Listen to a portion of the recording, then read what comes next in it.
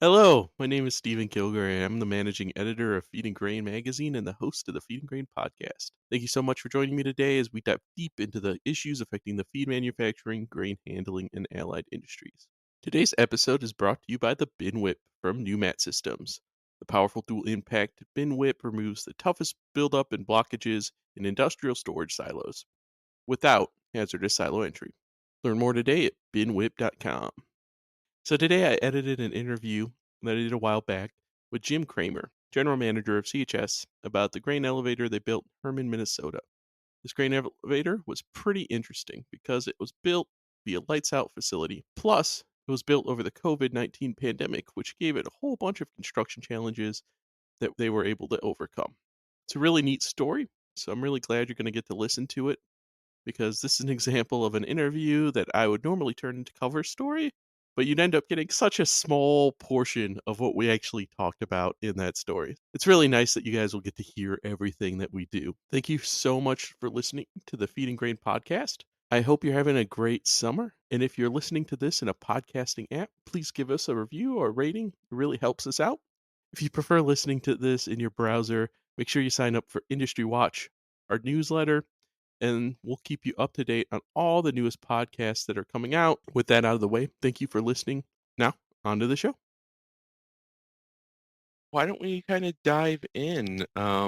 So can you guys go a little bit, go over kind of like the planning process of this elevator in Urban? The planning process as far as building the Yeah. whole facility. Like, well, what kind of brought you to the decision of like this is the place to build? Okay. We what was the need Yep. and how did you feel it? Sure. So we've had an existing shuttle facility in the town of Herman, for a long time, quite honestly. It Mm-hmm. was an elevator that we've retrofitted over the years, added some storage, added a second dump pit, but it was still, a 1970s model elevator. And so the scale was over the pit. And anytime you have that, it typically isn't as fast as the producer would like.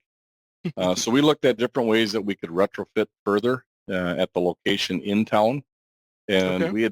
we owned some property just on the outside of town. We're about a mile north of Herman. We're still in city limits, Sure. but it's out on its own little parcel.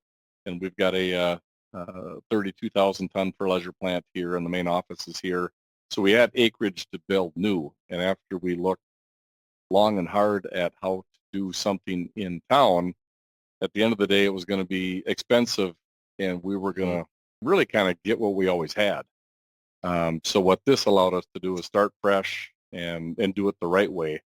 So we are about a mile from our existing shuttle. We built another shuttle that's state of the art and allowed us the speed that the farmer desires, Sure. along with adding space because we could have used more upright space the way the producer takes the crop off these days. One of the things that the producer is doing is they continue to invest in efficiencies, and Mm-hmm. that's both putting the crop in and taking the crop off. And so that's what the commercial, us in this case, are trying to stay ahead of, is Yeah. being able to make sure that we can get fertilizer to the ground ahead of the producer, as well as uh, stay ahead of them as we take corn and beans off in the fall of the year. Yeah. Sure. Um, so I have noticed that it seems like well, a lot of elevators are kind of running into that situation too, like being in a downtown location, even if they weren't once a part of town, the town has kind of evolved around them.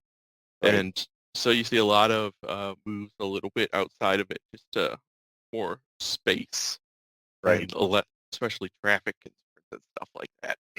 Yeah, Um, we actually bought 50 acres at about 2007 or 8, and okay. so we've got this whole facility now that's just exactly what you described. We've got some ability to sprawl here a little bit without Hmm. getting too many things on top of us. Yeah, yeah. That seems to be the way that I mean, it's especially since now people are more and more I don't know, anti-industry in their backyard, it seems sometimes. So, Yeah, yeah. It seems like the people that live in town, they don't want a lot of that truck traffic. Nope. And quite honestly, the producers don't want to have to fight around town with the truck traffic. Now, in saying all that, Herman's a town of about 400 people, so it's not like it's a big city that we're trying to maneuver around. Yeah, yeah. Excellent. So can you go a little bit about into the kind of the planning of the construction phase? Okay. So CHS has its own construction department. Okay. Jim Gales heads up that department, and so I've worked with Jim for years now on various projects. So we sat down and worked through what we thought we needed for the project from a speed and space standpoint, and got my department, the rest of my department involved, the grain guys inside the department, and put together a plan. And then we took that to various contractors and looked at what they had for thoughts around our plan, tweaked Hmm. it, toured a couple of other facilities that had recently built, and tweaked it some more, and that's how we came up with the version that we ended up building. Nice. Yeah. Uh, so what kind of got you? What were your what were the things that you needed for this new facility? Okay, the first and the reason for it was, again, speed and space. The producer's he's so quick at taking the crop off, and we just weren't able to dump enough trucks per hour. And so we'd have many days of long lines at the elevator just because we just couldn't get enough trucks through. And what this allowed us to do is now we've added 3 more dump pits, and they're high speed. So that's rated at 25,000 bushels per hour per dump pit, and we've added 3 new dump pits. So Wow. just the new facilities rated at 75,000 an hour, and then we can dump another 25,000 bushels an hour at our uptown location. So today, if you were able to evenly spread out your trucks throughout our facilities in Herman, we'd be able to dump about 100,000 bushels an hour. Now, that's what it's rated at. You physically can't get that many trucks through the whole system, grading the grain and all that kind of stuff. Yeah, yeah, yeah. I But know those but what numbers it are does, always. it took us from two, a 2 dump pit location to a 5 dump pit location. So, not everything is going through the hourglass in the same spot, so to speak. So we were able to. It just makes for a lot better experience for our grower. Not waiting in Sure. line. It's just state of the art. It's slick and fast. And then the second thing is the storage piece. Hmm. The facility is 1.4 million bushels, so we've got Okay. 2 million bushels of space that is currently uptown at their old facility. So we added 1.4 million to it. So now we're just under 3.5 million of total Wow. space at our location.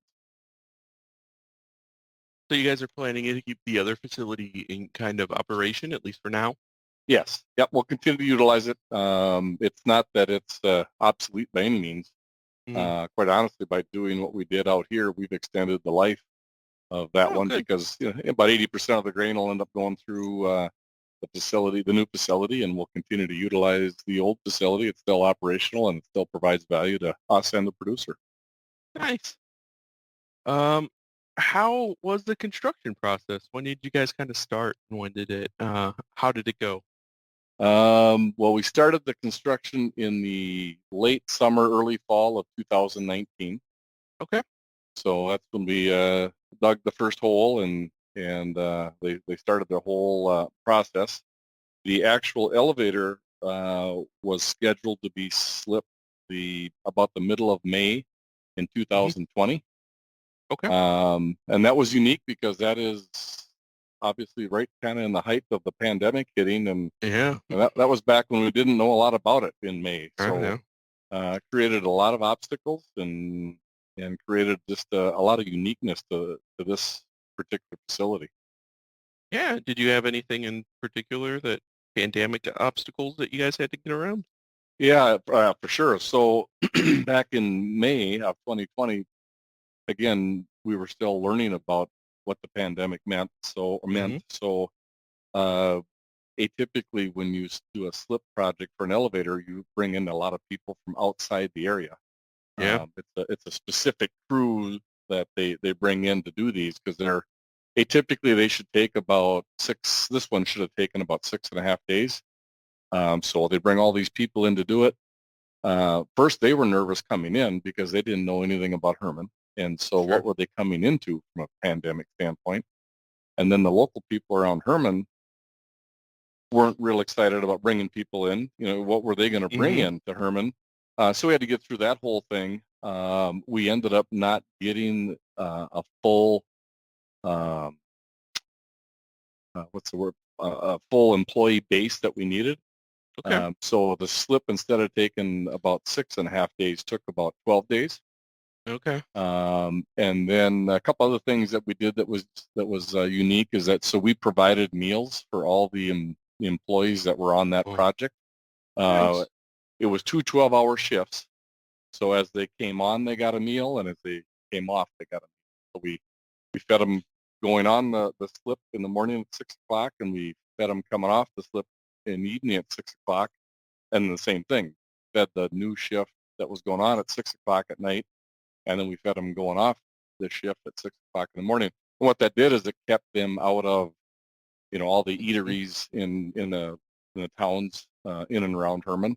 Yeah. So it was kind of a step we took to try to make everybody both feel comfortable that was working the project, but also the people in and around Herman that were involved in the whole thing. So ended up Yeah. renting the whole hotel in Morris. Okay. So they basically, you know, quarantine, not quarantine, that's probably not the right word, but it kept everybody in the same area. So we did Tried to everything that we could to, yeah, They isolate. tried There to you go. isolate them. There you Yeah. go. Yeah. Yep. And worked with our local health people. We had several conference calls ahead of the slip just to make sure we had the right protocol in place and all the COVID screening and that kind of stuff. That's pretty, Yeah. rubber stamp now. We did all that stuff back then. Every shift we took temperatures and that kind of stuff. So it was definitely Yeah. unique, and um, it made it more difficult for sure. But we were able to get through it. Yeah. That's amazing. I mean, especially back then when no one really knew what was happening or going on, and then also, I mean, building that phase is already stressful enough. I can't imagine Right. having to go ahead and make all these arrangements on top of it. Right. That's quite the feat. Yes. And of course timing. We needed to get it done in May in order to hit harvest in Hmm. 2020. So we were trying to thread the needle there with. If it would have backed up a couple of weeks, we'd have ended up missing fall of 2020, which would have been unfortunate. But as it worked out, we were able to get through everything. Nice. Yeah, Very cool. Um, so tell me little bit about the facility itself. Um, you've already mentioned some things like the three dump pits and stuff, but why don't we do a thing where how I always like to word it is, tell me what happens with a truckload of grain as it kind of goes through the facility. sure. So we've got the RFID system, which I think today is pretty standard. So producer comes in, he's got a card that's got his entity on it. So he swipes his card when he first comes through the system. That brings up his name, and um, from there he proceeds to the probe. We probe the grain, put the grade on the ticket. From there he goes to our first scale, and then he swipes his card again and weighs himself. Okay. Proceeds through the facility at one of the three pits that we've told him to go to based on his sample of grain. So he goes through and hits the pits, dumps, comes back through the second scale, the outbound scale, swipes his card again to weigh himself empty, and then it Okay. produces a ticket right on the scale, and he's on his way. Awesome. Yeah, so it's got the facility's three dump pits, like I mentioned, with 25,000 bushel an hour legs Mhm. taking the grain away. We've got it's 1.4 million of upright capacity with 17 Total bends, there's 8 big silos, 860, about 165,000 bushels in each silo. And Mhm. then there's what we call interstice bends between the round silos. Hmm. So when you add it all up, there's 17 total bends at Oh, about wow. 1.4 million bushels. All right. And Very we cool. load trains on the BNs. We load shuttle trains, so 110 car trains. Um, Okay. it's an if you're interested in this information, but it's an 80,000 bushel an hour bulk weigher that we use to load out. Hmm. Um, and then the system is completely automated. Very cool. Yeah. Um, so you have your own fleet of trucks too. Do you use those to move grain between the two locations then?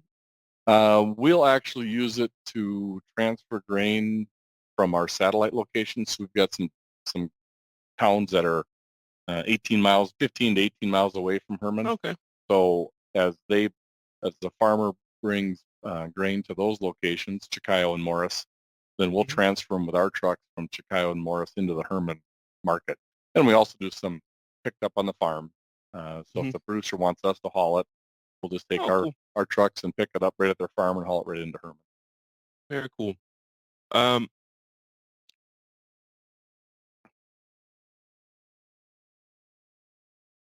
sorry, just a moment. Yep. So, um, how many employees do you have on site then? At this specific, at the new terminal we only have 2 employees on a daily basis, Wow. and then more with when a train is here to load. So you have some pretty impressive automation then. We do. The what I would call this, what is probably now today the standard automation, where everything's on a screen to start your legs and start your conveyors. It's just clicking a mouse, and you click on the leg and it starts the leg, and you click on the conveyor, it starts the conveyor, or you click on uh, the bend you want to go to, and it opens up that slide. Nice. So all of it's all automated that way. And so you Okay. can control that from various points at our location. Over at the place where we receive grain, we've got a office there. Hmm. Where we probe the grain, we have an office, and that same system can be controlled from that office. And then when we're loading grain, that same system also is uh, visible, and you can control everything I just described from our loadout building as well. So Very cool. that's the automation part. So you can run it. Quite honestly, you could run the facility with one person with everything I just described, Yeah. and you could do it from, like I say, multiple locations. So on some days we could do this with one person and be just fine. And Very then nice. yeah, and then there's the reason for the article, I think, is the totally automated system, and so that's the piece that we're working on. Do you want to talk about that right now, or? Yeah, let's talk about that while we're on the subject. Okay, so what we're trying to put in place is a completely automated facility where there doesn't need to be anyone on site. Um, Okay. so how that would work is, again, very much the same process as I described earlier. The Mhm. difference would be when we're in the automated mode, the truck would have a little puck, and Mm. I'm going to reference guys that are hauling with semi. It doesn't need to be Okay. a semi, but that's how I'll describe it. So on the semi trailer, there's a little puck that will have be just behind the front of the trailer, and as that comes through, that identifies the characteristics of the trailer, Hmm. and that allows us to probe when he moves from that very first kiosk into where he sits for the probe position. After we go through the first time and we position the truck there, and we basically teach the probe where it can probe, where Okay. it won't hit any of the bows, Mm. and it won't hit any of the straps on the truck. And then Oh, it also knows how deep it can probe, so it doesn't hit the bottom of the truck. So Okay. that's the piece for the very first time it goes through the system. And Okay. once it does that, that puck is those characteristics that I just described, that goes on to that puck. Hmm. And so now the next time that it comes through the system, it knows this is your truck. It knows that this is where it can probe, and it'll randomly probe a couple of times in the front hopper, and it'll randomly probe a couple of times in the back hopper. Hmm. It'll take that grain inside the facility. It automatically puts it through our grading equipment. So it'll Okay. check the FM, check the moisture, check the test weight, and from there it creates the grade, puts the grade into our system, and then it knows that you're hauling number 2 yellow corn. Wow. And so what it's going to say behind the scenes, we've got a matrix set up that basically is saying number 2 yellow corn goes into this particular bin. Hmm. So once it's all graded and once it's got the grade on the ticket, it tells you to proceed to pit number 1 because that's where your quality of grain needs to be dumped. Wow. And Wow. the rest of the system is the same, hits the scale, etc. Goes through the system. We've got some checks and balances in place. Again, that puck reader, if you would happen to get into the wrong line. So Okay. let's say we tell you to go to pit number 1 and you get around there and you forgot what pit you were supposed to go to and it's in pit number 2. Yeah. That puck reader helps decipher that because we've got puck readers throughout the process. And before it comes into the pit, then it says, hold on, Steve, you're supposed to be in pit number 1. You're in pit number 2. No problem. Give us a minute. We're going to clear out the system. We're going to, because we know that you've got number 2 yellow corn. Once we get the system cleared out, we're going to change the bends. Be patient, sit tight, and when we get the bends cleared out, we'll let Nice. you proceed and dump in pit number 2, even though you should have been in pit number 1. Yeah. That's crazy. Yeah, that's far and away above your kind of standard automation. Yeah, it's yeah, it's quite honestly, we started working on this piece of it about 2.5 years ago. Yeah. Jim Gale's our construction lead. We were working on the project, the elevator project. Mhm. And when we got done talking about that, he said, I want to run another idea by you. And he explained this process. And I just, I looked at him not believing it could happen. And he said, well, most of it is already out there. We got to Yeah. kind of hook it all together and make it happen. Wow. And so I didn't believe him right away. And quite honestly, what we had set up right away was going to be unique to this facility. Okay. And so the only thing I pushed back on is I said, Jim, if we can really do this, we need to make it so it can be scaled so we can take it to the other locations that I'm running and other CHS locations. Yeah, definitely. And yeah, and I remember him crumpling up the paper and throwing it away because that wasn't going to be scalable. And he came back about a month later and said, all right, let's look at this one. And that's the one we've been working on for the last 2.5 years. And, Wow. we can see the finish line. So hopefully we get there here in the next 30 days. Yeah. Yeah. It sounds like quite the event. A true lights out facility, which Yeah. has Yes. kind of been the industry goal for the last 10 years now or something like that. So Right. that's great. Right. Yeah. It's encouraging that the automation is kind of leading the industry, but it's keeping up with the industry as well. And in a Hmm. time when, and employees are hard to find, and Yeah, this is definitely. gonna this is gonna this is going to help us create a better work-life balance for our employees. Yeah. The ag industry is a lot of hours, and it's a lot Hmm. of hours in a hurry. Yeah. It's weekends and nights and holidays a lot of times when you're dumping grain and loading grain. And Yeah, so if you have this is that gonna train coming in, you gotta go when you gotta go, right? we have to load it whenever it comes in. So it gives Yep. us, like I say, a little work-life balance. So it should allow us to not always have to have facility staff. Yeah. It also, this is the other reason we did it. Really, there's three things involved with the decision. Work-life Mhm. balance for our employee. Okay. The second one, a better customer experience because now Mhm. we're going to be able to extend the hours that we can receive grain Yeah. without having to have an employee here. So the producer likes it. And the Mhm. last one is accomplishes our safety goals with, not a, again, we should be able to provide a better work-life balance. And when people aren't fatigued, um, Yeah. you know, things just don't happen like they do when you're fatigued. So those are the three goals when we started out with this whole thing is how do we make a work-life balance? How do we make it a good customer experience? And how do we do all that and create a better safety environment? Wow. No, that's very impressive. I'm excited to hear more. I'm excited for your first test to go well. I'm sure it will. It's But it's everybody's chewing their fingernails, but we're getting there. no, that's great. Wow. So,